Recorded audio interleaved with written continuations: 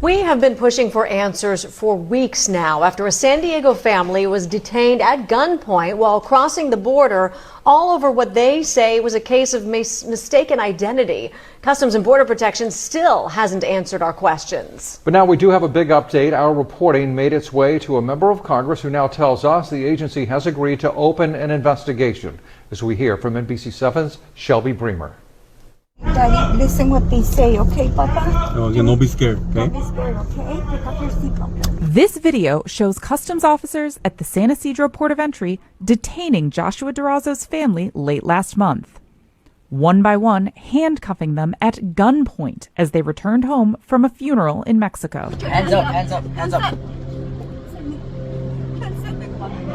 Walk backwards, walk backwards. All are lawful permanent U.S. residents, including 2 children, just 15 and 9 years old. It's the worst thing you could have your kid, aimed at without even being able to defend them or do anything about it. Durazo says they later found out officers were looking for a Jorge Gonzalez. That is his cousin's name, but it's also a common one, and he was not the one they were looking for.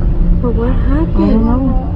I don't understand why. What happened? We wanted to know what happened too. We repeatedly asked CBP, why were officers looking for Jorge Gonzalez?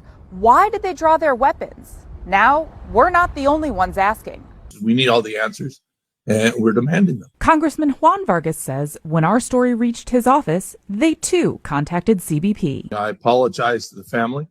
Obviously the federal government didn't treat them correctly.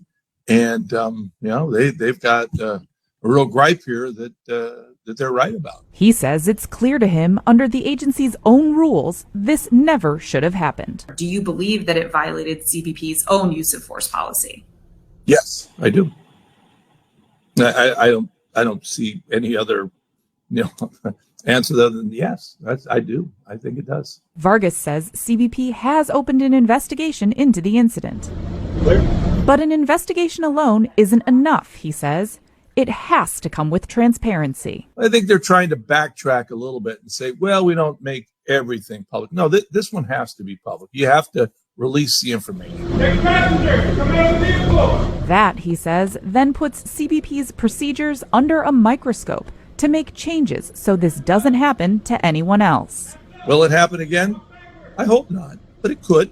But that's why we want to know what can we do to prevent mistakes like this? And what can we do? Vargas says there are heightened security concerns at the border, but those must be balanced with respecting the rights of those crossing.